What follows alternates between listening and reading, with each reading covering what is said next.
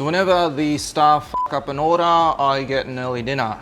So just then we had one of the girls who made a mistake on table number 3. She ordered a Wagyu brisket fur when really they wanted the DB5. So I'm just trying to salvage this. So continuing on with this ASMR theme, really trying to get into it. And apparently noodle soups are the best kind of videos for this because of the slurping sound that it makes, and apparently people get off to that and they actually like watching it.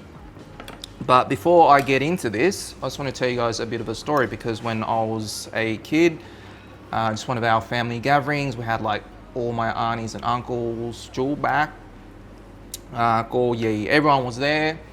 Big family party, and all my cousins and I sat on the little table, the kids table, and all the grown-ups sat on the big table.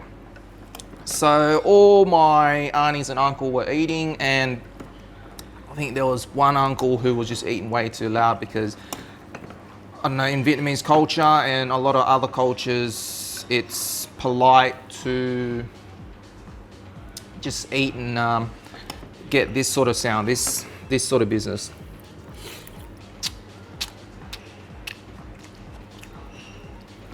And I get really annoyed at that sound, to the point where I literally just stopped what I was eating, and I was giving that adult table the death stare. I was like literally, I just can't stand that sound. I don't like people who eat loudly, and it's just something that I grew up with, so that's ingrained in me. But to do ASMR sort of videos, I gotta make those sort of sounds, so this sort of goes against my religion almost. But here we go.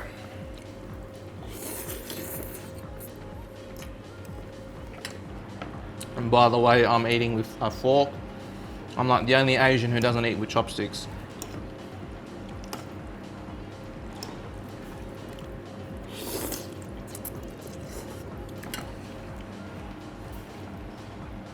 By the way, this is only entrees. I wasn't actually meant to eat this. I've got something special that we're gonna eat later on. And it's funny because I said I'd lose weight for this YouTube channel, but at this rate, the rate I'm eating, I'm gonna be just fatter than ever.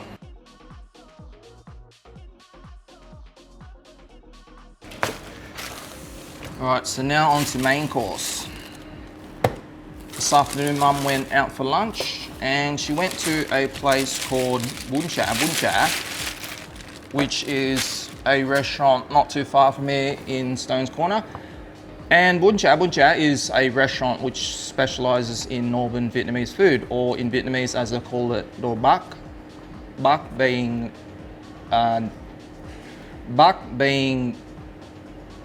it's just for whatever reason I'm thinking of a duck. Bắc is Vietnamese for north. So basically this dish here, Bun Cha, is the signature dish of this restaurant. Obviously they named it after this dish. And the thing about this dish is it's not that famous. It was only made famous after Barack Obama visited Vietnam, and he had this dish with the late Anthony Bourdain. So essentially the Bun Cha is similar to the southern version with a bit of a difference. So anyone who's had a vermicelli noodle salad at any Vietnamese restaurant will know that the bowl has noodle salad, and then you've got your warm meat on top, and then you pour the fish sauce dressing on top. Now the northern version is a little bit different. You've got your noodle and your salad, but the difference is they put this fish sauce here in a side bowl which is served warm, and then they put the meat into the sauce too. And also another difference is the way Northern Vietnamese people eat, it's a lot less sweet than the southern counterparts. So this fish sauce here, or what I like to call fish sauce, is it's meant to be more diluted. It's almost like a soup, so you can pretty much slurp it. You wouldn't slurp the southern version because it's just way too salty. So basically, Northern Vietnamese food in a summary is much less sweeter than Southern Vietnamese cuisine. So before I warm this up, I just want to show you guys that the meat that you get is usually pork belly, or in Vietnamese they call it ba rai, as well as a what I like to call cok nam, which is like a pork mince ball there. And this is obviously char grilled. So I don't want to overcook this anymore. So what I'm going to do is I'm going to heat the fish sauce up, and then I'm going to add in the meat to that to warm it up that way, so I don't overcook it more than it looks like it's overcooked already. And it just so happens I'm right next to a microwave.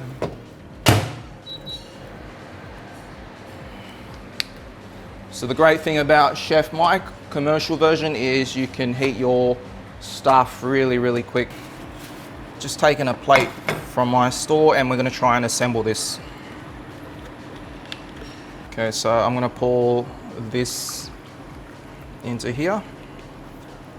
Looks like it's got a lot of pepper. And then I'm going to add the meat into there.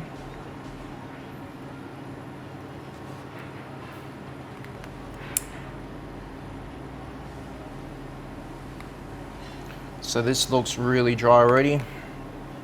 So had I nuked it, as they say, in my microwave, that would have been even drier.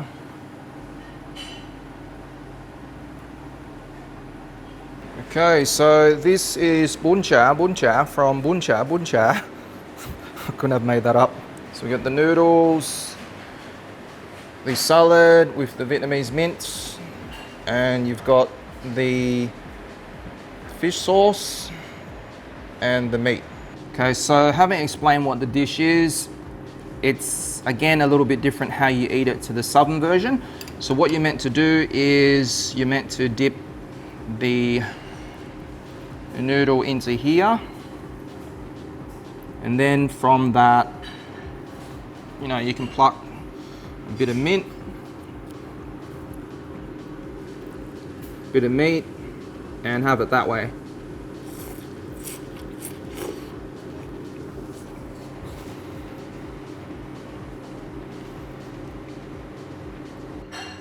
If you want my honest opinion, I have been here about 5 times. I've eaten a couple of times there, and I've had a couple of times takeaway like this. And if you want my brutally honest opinion, which is why you're watching this, it's good, except the meat every single time I've had this has been bone dry. Damn, it's dry. What a shame. And that is because of one reason, and that's because they pre-cook this, and then when you order it, they put it again on charcoal just to get that bit of a charcoal hit, which explains why it is just so dry. And like I said, every single time I've had this, 5 out of 5 times it's been dry. Secondly, this sauce here, this fish sauce here, it is too sweet. Remember how I said Northern Vietnamese people eat with less sugar in their cuisine, and that's just the characteristics of Northern Vietnamese food. This one here is just way too sweet. I even say it's sweeter than how my mum makes it. And for me, this is a big no-no. And not only for me, but on 2 occasions I purchased some lunch here. I brought it back to the store for the staff to have. And a couple of the girls who were having it that day were actually from Hanoi, so they're used to eating this. And even by their standards, they found this nước chấm, or fish sauce, whatever you want to call it, they found this to be overly sweet, which is how I found it.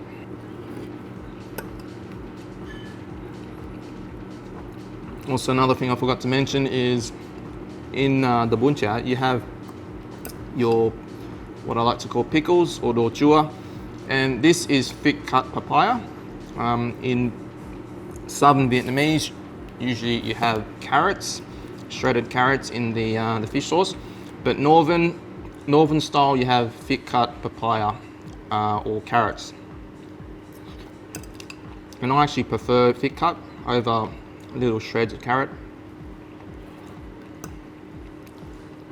So I just want to finish off this video by saying that this is actually a dish that we used to have here at the store 3 years ago.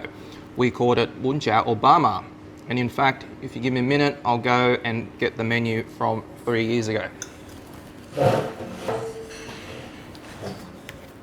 All right, so this is a menu when I first started SIII.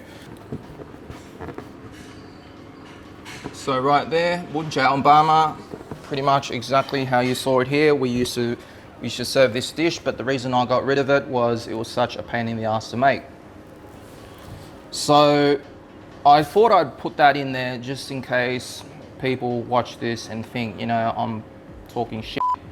You know, I'm hating on another restaurant or something, but it's got nothing to do with that. I'm just giving you guys my honest opinion. I do know my stuff because I used to sell this dish. So if I could offer one piece of advice to this store, they've been around for a couple of years. In fact, I think they opened a couple of months after I opened SIII. So in actual fact, I was the first one in Brisbane to sell this dish, not them, even though they claim that they're the only ones who sold this. So that's where we got off on the wrong foot. And obviously, being different restaurants, you know, people watching this might think, you know, I'm ripping on a smaller restaurant or something, but it's not that.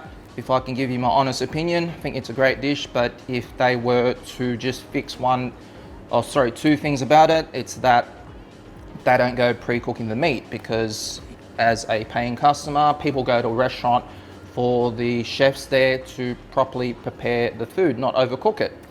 So if they didn't go pre-cooking the food, I think this dish would be much, much better. The meat would be just much more soft and basically not overcooked and bone dry like it is here. And the thing about this dish is the only reason why they can get away with pre-cooking it because the meat goes into a liquid.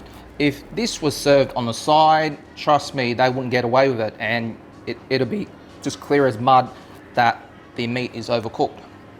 So my piece of advice to them is not to pre-cook their meat, but if they do decide to pre-cook their meat, there's actual ways around it. You mean, like you can pre-cook it, but there are techniques to maintain the quality, e.g. Blast chilling it, which preserves the quality if you want to regenerate it later, or you want to do this sort of business where you put it over charcoal when you're ready to serve it. Secondly, if they adjusted the sweetness level of this fish sauce here.